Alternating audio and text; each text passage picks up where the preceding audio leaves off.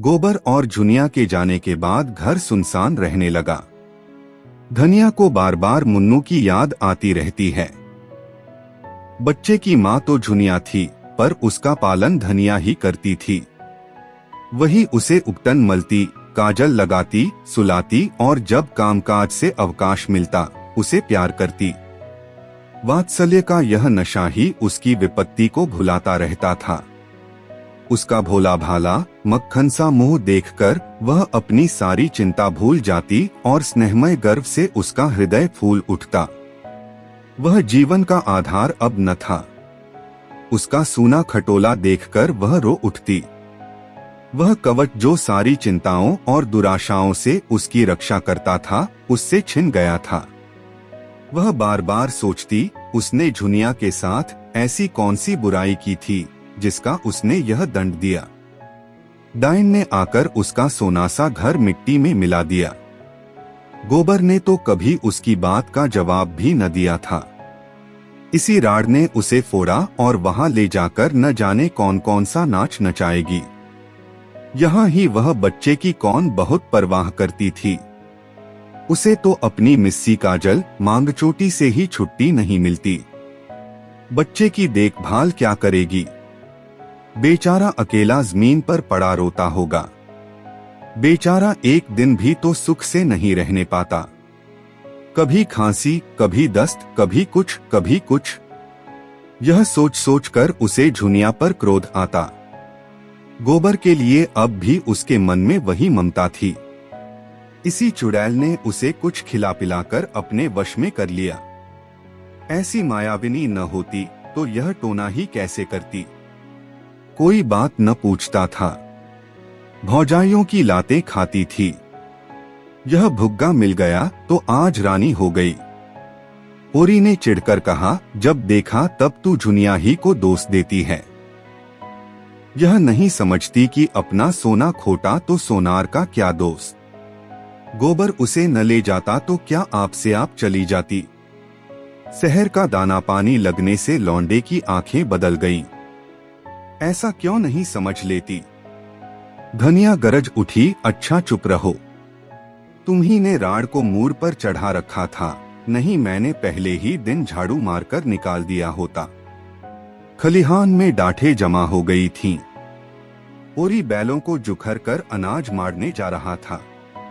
पीछे मुंह फेरकर बोला, मान ले बहू ने गोबर को फोड़ ही लिया तो तू इतना कुड़ती क्यों है। जो सारा जमाना करता है वही गोबर ने भी किया। अब उसके बाल बच्चे हुए। मेरे बाल बच्चों के लिए क्यों अपनी सांसत कराए, क्यों हमारे सिर का बोझ अपने सिर पर रखे। तुम ही उपद्रव की जड़ हो तो मुझे भी निकाल दे। ले जा बैलों को अनाज मार। मैं हुक्का पीता हूँ। तुम चलकर चक्की पीसो, मैं अनाज मारूंगी। विनोद में दुहक उड़ गया। वही उसकी दवा है।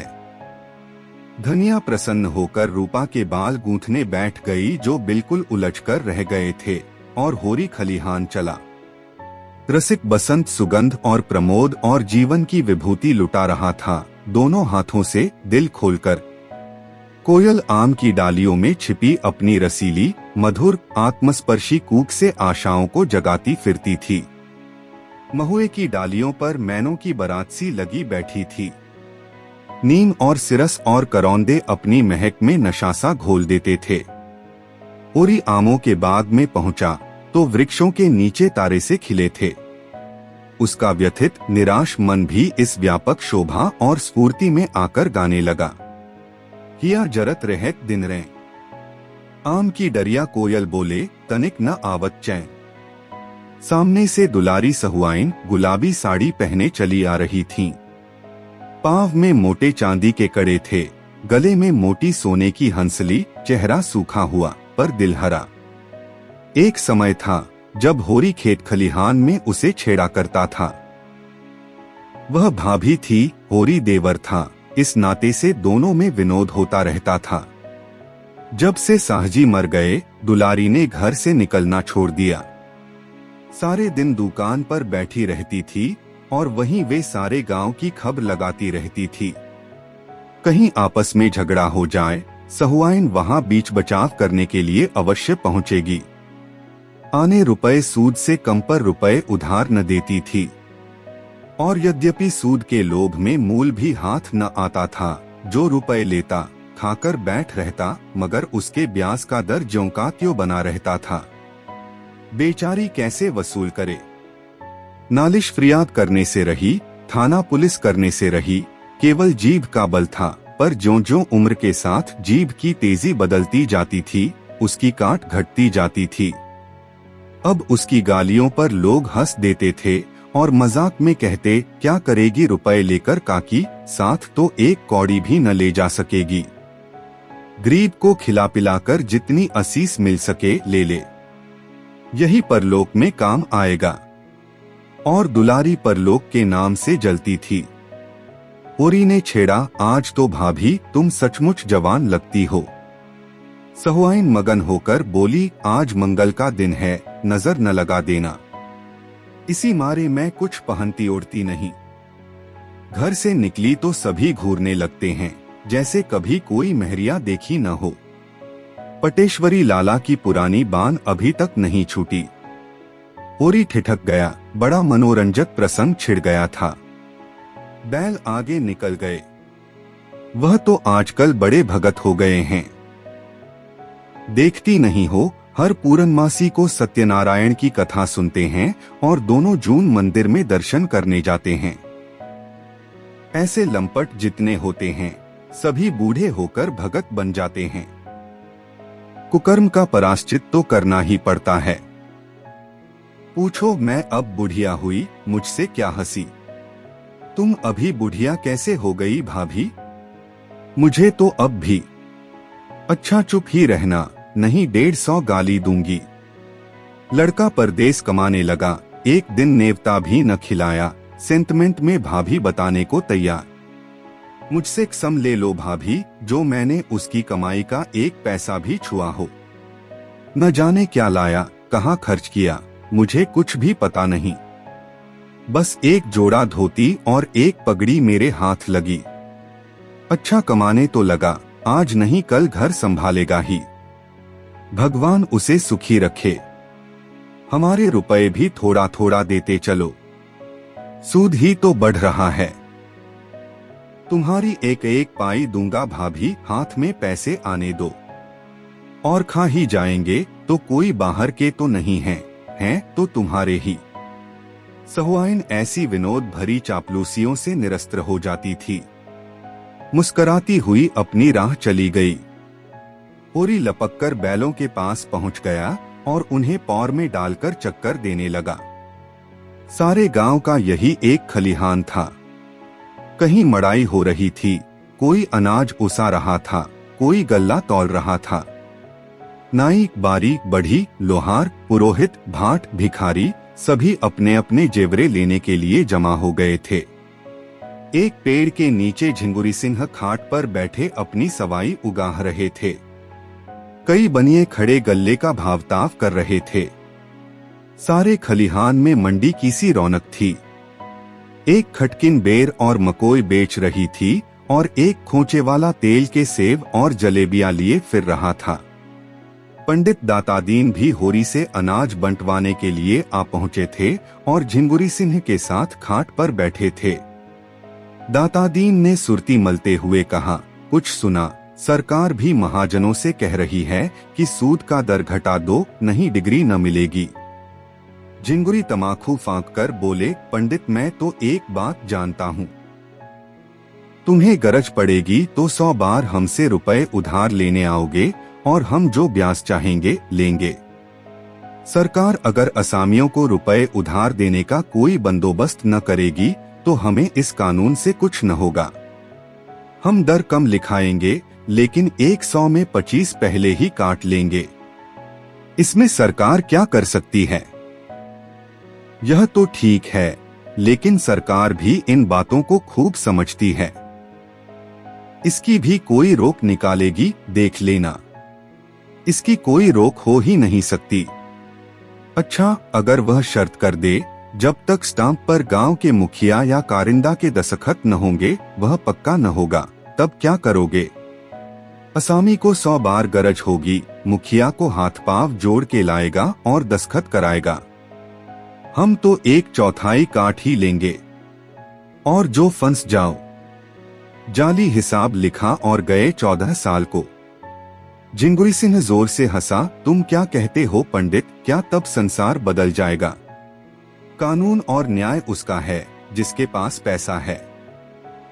कानून तो है कि महाजन किसी असामी के साथ कड़ाई न करे, कोई जमींदार किसी काश्तकार के साथ सख्ती न करे, मगर होता क्या है रोज ही देखते हो। जमींदार मुसक बंधवा के पिटवाता है और महाजन लात और जूते से बात करता है। जो किसान पोढ़ा है उससे न जमींदार बोलता है न महाजन। ऐसे आदमियों से हम मिल जाते हैं और उनकी मदद से दूसरे आदमियों की गर्दन दबाते हैं। तुम्हारे ही ऊपर राय साहब के 500 रुपए निकलते हैं, लेकिन नोखेराम में है इतनी हिम्मत कि तुमसे कुछ बोले। वह जानते हैं तुमसे मेल करने ही में उनका हित है। असामी में इतना बूता है कि रोज अदालत दौड़े। सारा कारोबार इसी तरह चला जाएगा जैसे चल रहा है। कचहरी अदालत उसी के साथ है जिसके पास पैसा है।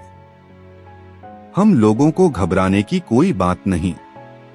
यह कहकर उन्होंने खलिहान का एक चक्कर लगाया और फिर आकर खाट पर बैठते हुए बोले, हाँ मतई के ब्याह का क्या हुआ? हमारी सलाह तो है कि उसका ब्याह कर डालो। अब तो बड़ी बदनामी हो रही है। दातादीन को जैसे ततैया ने काट खाया। इस आलोचना का क्या आशय था वह खूब समझते थे। गर्म होकर बोले, पीठ पीछे आदमी जो चाहे बके, हमारे मुंह पर कोई कुछ कहे तो उसकी मूछें उखाड़ लूं। कोई हमारी तरह नेमी बन तो ले। कितनों को जानता हूँ जो कभी संध्या बंदन नहीं करते, न उन्हें धर्म से मतलब, न कर्म से, न कथा से मतलब, न पुराण से। वह भी अपने को ब्राह्मण कहते हैं। हमारे ऊपर क्या हंसेगा कोई जिसने अपने जीवन में एक एकादशी भी नागा नहीं की, कभी बिना स्नान पूजन किए मुंह में पानी नहीं डाला। नेम का निभाना कठिन है। कोई बता दे कि हमने कभी बाजार की कोई चीज खाई हो या किसी दूसरे के हाथ का पानी पिया हो तो उसकी टांग की राह निकल जाऊं। सिलिया हमारी चौखट नहीं लांघने पाती। चौखट बर्तन भाड़े छूना तो दूसरी बात है। मैं यह नहीं कहता कि मतई यह बहुत अच्छा काम कर रहा है, लेकिन जब एक बार एक बात हो गई तो यह पाजी का काम है कि औरत को छोड़ दे। मैं तो खुल्लम खुल्ला कहता हूँ, इसमें छिपाने की कोई बात नहीं। स्त्री जाति पवित्र है। दातादीन अपनी जवानी में स्वयं बड़े रसिया रह चुके थे, लेकिन अपने नेम धर्म से कभी नहीं चुके। मातादीन भी सुयोग्य पुत्र की भांति उन्हीं के पदचिह्नों पर चल रहा था। धर्म का मूल तत्व है पूजा पाठ, कथाव्रत और चौका चूल्हा। जब पिता पुत्र दोनों ही मूल तत्व को पकड़े हुए हैं तो किसकी मजाल है कि उन्हें पथभ्रष्ट कह सके। छिंगुरी सिंह ने कायल होकर कहा, मैंने तो भाई जो सुना था वह तुमसे कह दिया। दातादीन ने महाभारत और पुराणों से ब्राह्मणों द्वारा अन्य जातियों की कन्याओं के ग्रहण किए जाने की एक लंबी सूची पेश की और यह सिद्ध कर दिया कि उनसे जो संतान हुई वह ब्राह्मण कहलाई और आजकल के जो ब्राह्मण हैं वह उन्हीं संतानों की संतान हैं। यह प्रथा आदिकाल से चली आई है और इसमें कोई लज्जा की बात नहीं। जिंगुरी सिंह उनके पांडित्य पर मुग्ध होकर बोले, तब क्यों आजकल लोग वाजपेयी और सुकुल बने फिरते हैं? समय समय की प्रथा है और क्या, किसी में उतना तेज तो हो, बिस खाकर उसे पचाना तो चाहिए। वह सतयुग की बात थी, सतयुग के साथ गई। अब तो अपना निबाह बिरादरी के साथ मिलकर रहने में है, मगर करूँ क्या, कोई लड़की वाला आता ही नहीं। तुमसे भी कहा, औरों से भी कहा, कोई नहीं सुनता तो मैं क्या लड़की बनाऊं? जिंगुरी सिंह ने डांटा, झूठ मत बोलो पंडित, मैं 2 आदमियों को फांस फूंस कर लाया, मगर तुम मुंह फैलाने लगे तो दोनों कान खड़े करके निकल भागे। आखिर किस बिरते पर 1500 मांगते हो तुम? 10 बीघे खेत और भीख के सिवा तुम्हारे पास और क्या है? दातादीन के अभिमान को चोट लगी। दाढ़ी पर हाथ फेरकर बोले, पास कुछ न सही, मैं भीख ही मांगता हूँ, लेकिन मैंने अपनी लड़कियों के ब्याह में 500 दिए हैं, फिर लड़के के लिए 500 क्यों न मांगू? किसी ने सेंटमेंट में मेरी लड़की ब्याह ली होती तो मैं भी सेंट में लड़का ब्याह लेता। रही हैसियत की बात, तुम जजमानी को भीख समझो, मैं तो उसे जमींदारी समझता हूँ। बंकघर जमींदारी मिट जाए, बंकघर टूट जाए, लेकिन जजमानी अंत तक बनी रहेगी। जब तक हिंदू जाति रहेगी तब तक ब्राह्मण भी रहेंगे और जजमानी भी रहेगी। सहालग में मजे से घर बैठे 100-200 फटकार लेते हैं।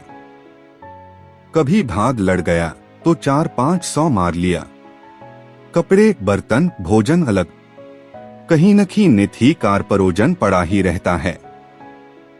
कुछ न मिले तब भी 1-2 थाल और 2-4 आने दक्षिणा मिल ही जाते हैं। ऐसा चैन न जमींदारी में है न साहूकारी में। और फिर मेरा तो सिलिया से जितना उबार होता है उतना ब्राह्मण की कन्या से क्या होगा? वह तो बहुरिया बनी बैठी रहेगी, बहुत होगा रोटियां पका देगी।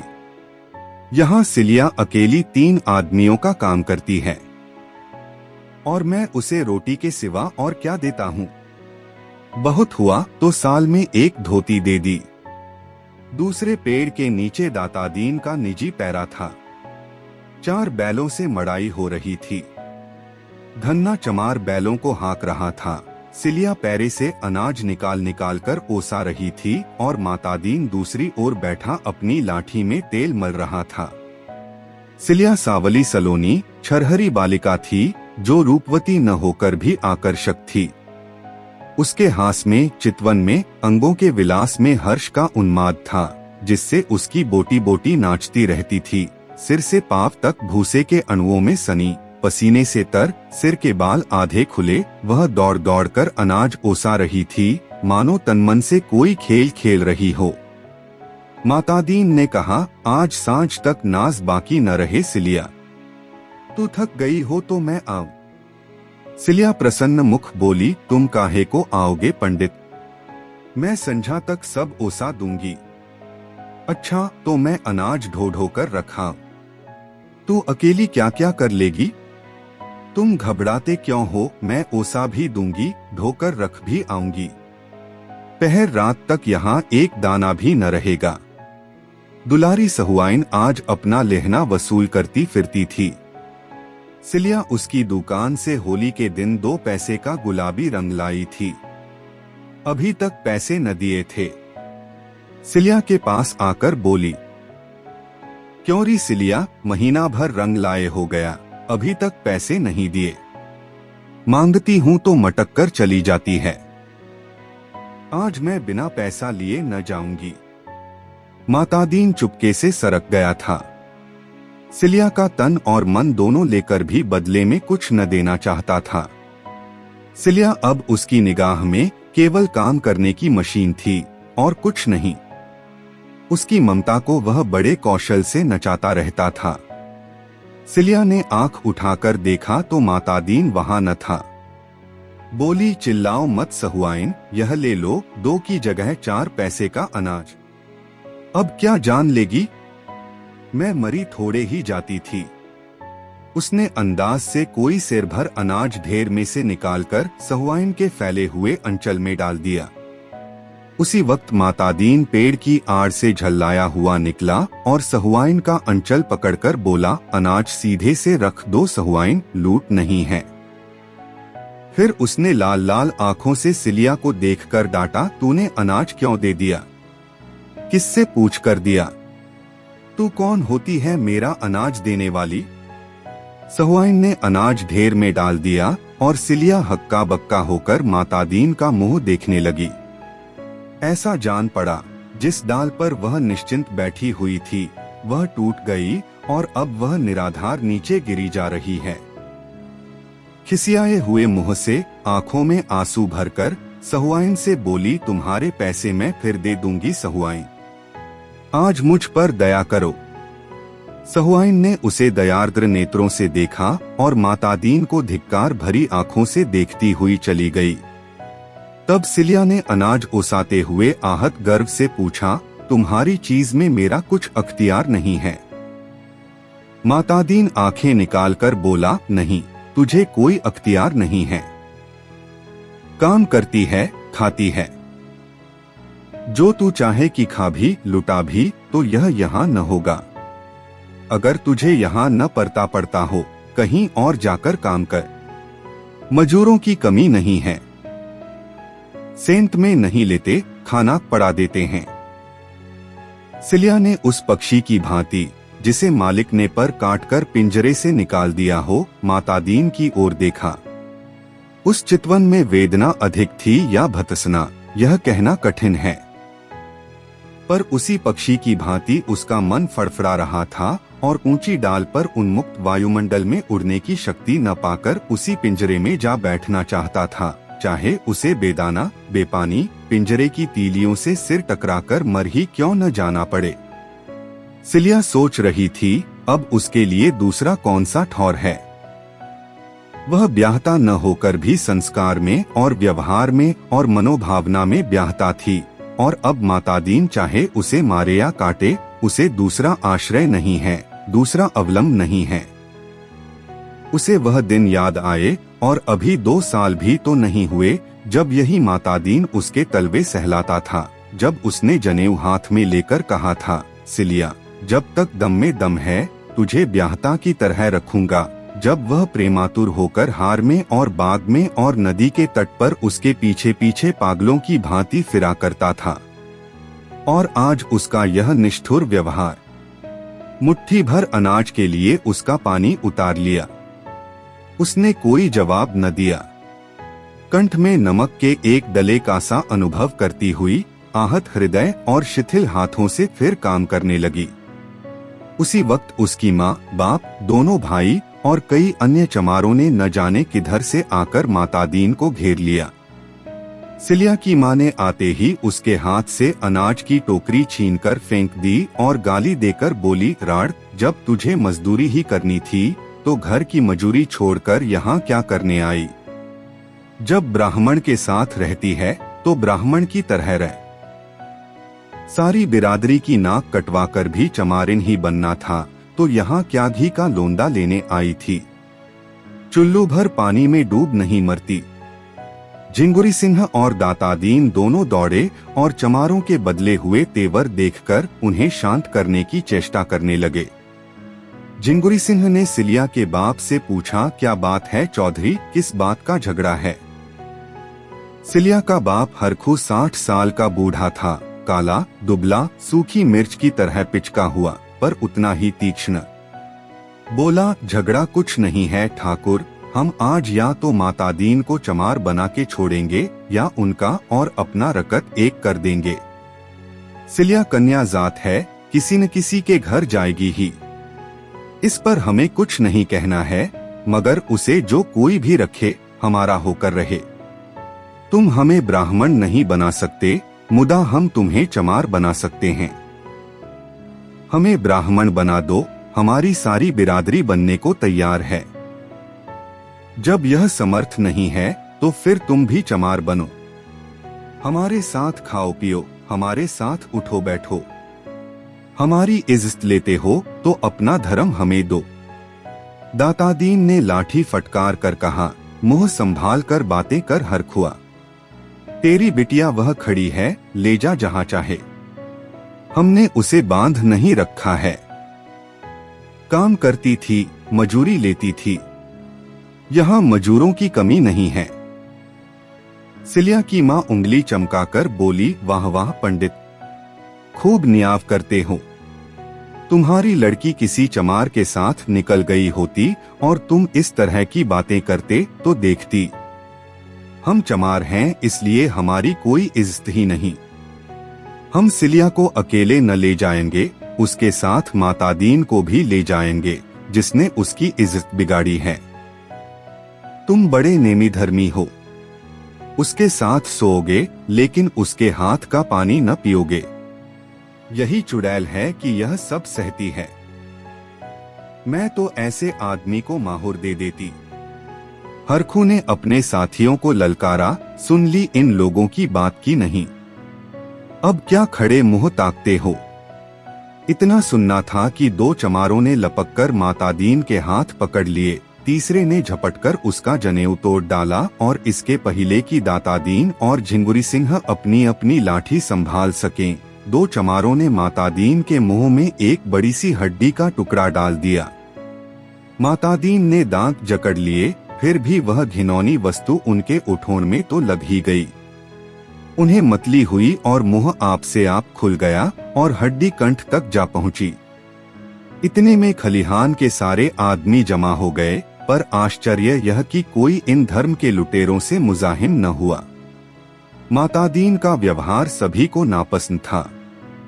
वह गांव की बहुबेटियों को घूरा करता था, इसलिए मन में सभी उसकी दुर्गति से प्रसन्न थे।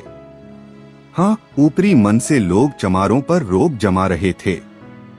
ओरी ने कहा, अच्छा, अब बहुत हुआ हरखू, भला चाहते हो तो यहाँ से चले जाओ। हरखू ने निडरता से उत्तर दिया, तुम्हारे घर में भी लड़कियां हैं होरी महतो, इतना समझ लो। इस तरह गांव की मर्जाद बिगड़ने लगी तो किसी की आबरू न बचेगी। एक क्षण में शत्रु पर पूरी विजय पाकर आक्रमणकारियों ने वहां से टल जाना ही उचित समझा। जनमत बदलते देर नहीं लगती, उससे बचे रहना ही अच्छा है। मातादीन क्या कर रहा था? दातादीन ने उसकी पीठ सहलाते हुए कहा, एक एक को 5-5 साल के लिए न भेजवाया तो कहना, 5-5 साल तक चक्की पिसवाऊंगा। हरखू ने हेकड़ी के साथ जवाब दिया, इसका यहाँ कोई गम नहीं। कौन तुम्हारी तरह बैठे मौज करते हैं? जहाँ काम करेंगे वहीं आधा पेट दाना मिल जाएगा। मातादीन कहकर चुकने के बाद निर्जीव सा जमीन पर लेट गया, मानो कमर टूट गई हो, मानो डूब मरने के लिए चुल्लू भर पानी खोज रहा हो। जिस मर्यादा के बल पर उसकी रसिकता और घमंड और पुरुषार्थ अकड़ता फिरता था, वह मिट चुकी थी। उस हड्डी के टुकड़े ने उसके मुंह को ही नहीं, उसकी आत्मा को भी अपवित्र कर दिया था। उसका धर्म इसी खानपान, छूत विचार पर टिका हुआ था। आज उस धर्म की जड़ कट गई। अब वह लाख प्रायश्चित करे, लाख गोबर खाए और गंगाजल पिए, लाख दान पुण्य और तीर्थ व्रत करे, उसका मरा हुआ धर्म जी नहीं सकता। अगर अकेले की बात होती तो छिपा ली जाती, यहाँ तो सबके सामने उसका धर्म लुटा। अब उसका सिर हमेशा के लिए नीचा हो गया। आज से वह अपने ही घर में अछूत समझा जाएगा। उसकी स्नेहमयी माता भी उससे घृणा करेगी। और संसार से धर्म का ऐसा लोप हो गया कि इतने आदमी केवल खड़े तमाशा देखते रहे, किसी ने चूं तक न की। एक क्षण पहले जो लोग उसे देखते ही पालागन करते थे, अब उसे देखकर मुंह फेर लेंगे। वह किसी मंदिर में भी न जा सकेगा, न किसी के बर्तन भाड़े छू सकेगा। और यह सब हुआ इस अभागिन सिलिया के कारण। सिलिया जहां अनाज उसा रही थी, वहीं सिर झुकाए खड़ी थी, मानो यह उसी की दुर्गति हो रही है। सहसा उसकी माँ ने आकर डांटा, खड़ी ताकती क्या है? चल सीधे घर, नहीं बोटी बोटी काट डालूंगी। बाप दादा का नाम तो खूब उजागर कर चुकी, अब क्या करने पर लगी है? सिलिया मूर्तिवत खड़ी रही। माता पिता और भाइयों पर उसे क्रोध आ रहा था। यह लोग क्यों उसके बीच में बोलते हैं? वह जैसे चाहती है रहती है, दूसरों से क्या मतलब? कहते हैं यहाँ तेरा अपमान होता है, तब क्या कोई ब्राह्मण उसका पकाया खा लेगा, उसके हाथ का पानी पी लेगा? अभी जरा देर पहले उसका मन दातादीन के निठुर व्यवहार से खिन्न हो रहा था, पर अपने घर वालों और बिरादरी के इस अत्याचार ने उस विराग को प्रचंड अनुराग का रूप दे दिया। विद्रोह भरे मन से बोली, मैं कहीं न जाऊंगी। तू क्या यहाँ भी मुझे जीने न देगी? बुढ़िया ककर्ष स्वर में बोली, तू न चलेगी? नहीं, चल सीधे से। नहीं जाती। तुरंत दोनों भाइयों ने उसके हाथ पकड़ लिए और उसे घसीटते हुए ले चले। सिलिया जमीन पर बैठ गई। भाइयों ने इस पर भी न छोड़ा, घसीटते ही रहे। उसकी साड़ी फट गई, पीठ और कमर की खाल छिल गई, पर वह जाने पर राजी न हुई।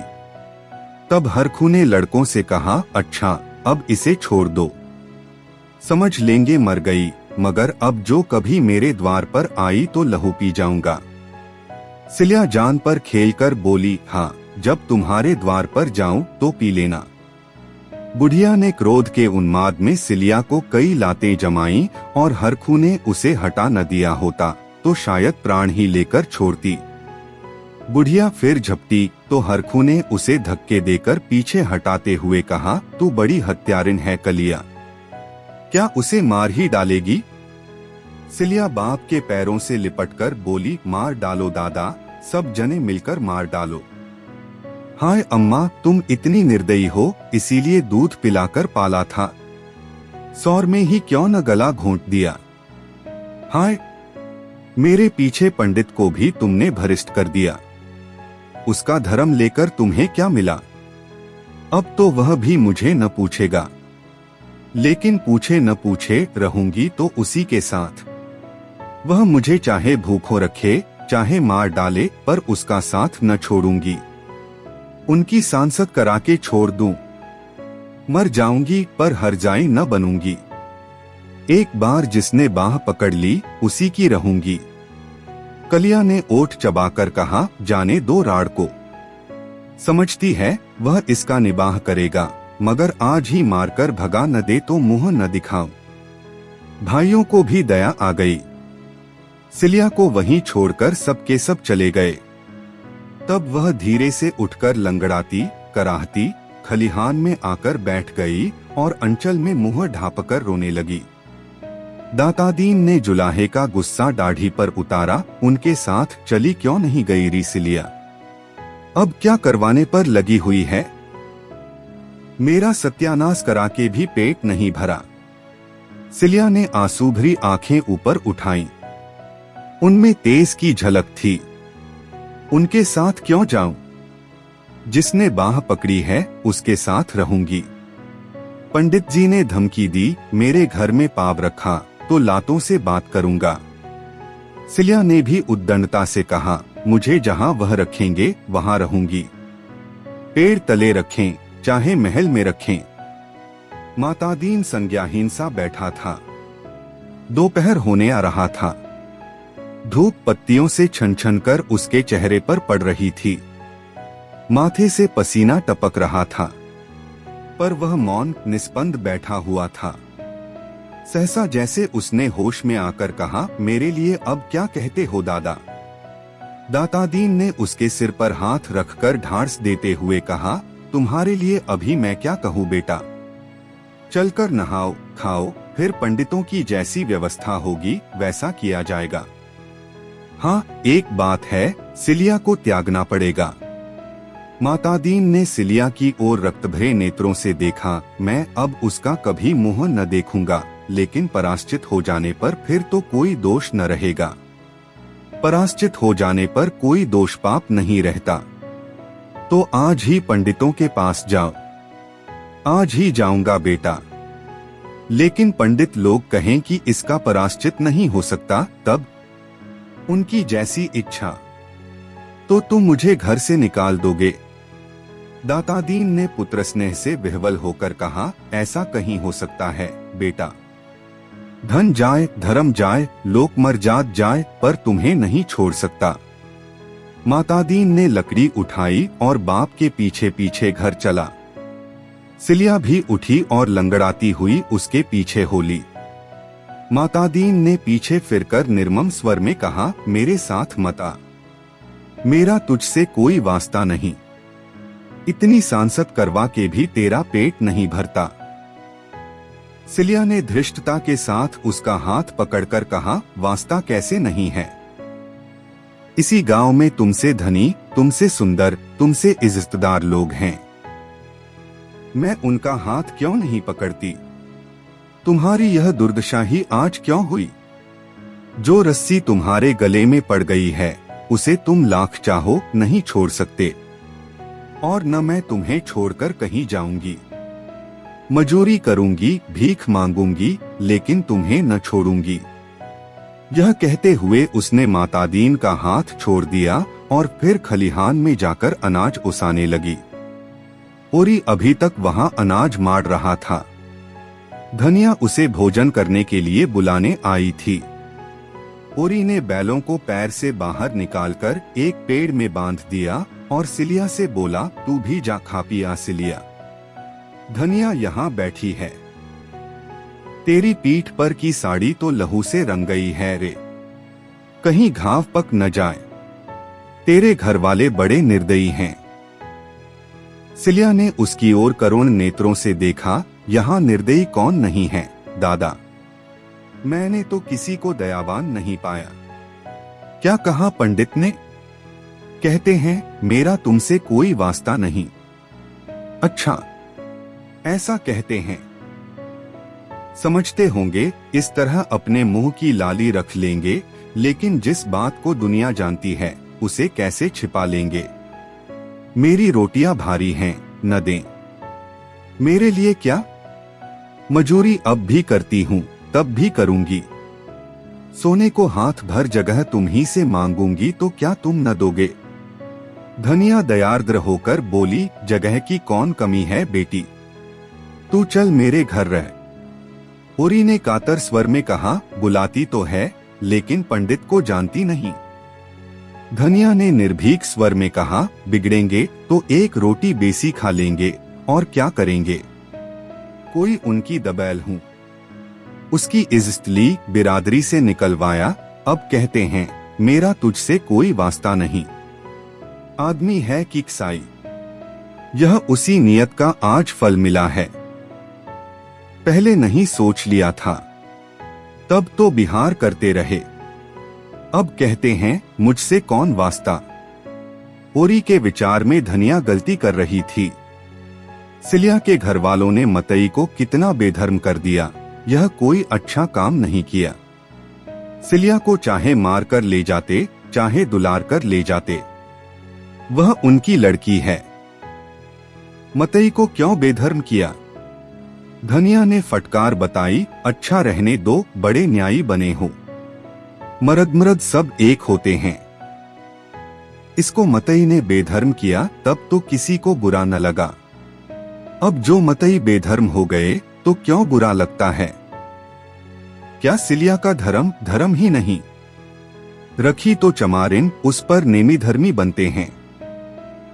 बड़ा अच्छा किया हरखू चौधरी ने, ऐसे गुंडों की यही सजा है। तू चल सिलिया मेरे घर। न जाने कैसे बेदर्द मां बाप हैं कि बेचारी की सारी पीठ लहूलुहान कर दी। तुम जाके सोना को भेज दो, मैं इसे लेकर आती हूँ। ओरी घर चला गया और सिलिया धनिया के पैरों पर गिरकर रोने लगी।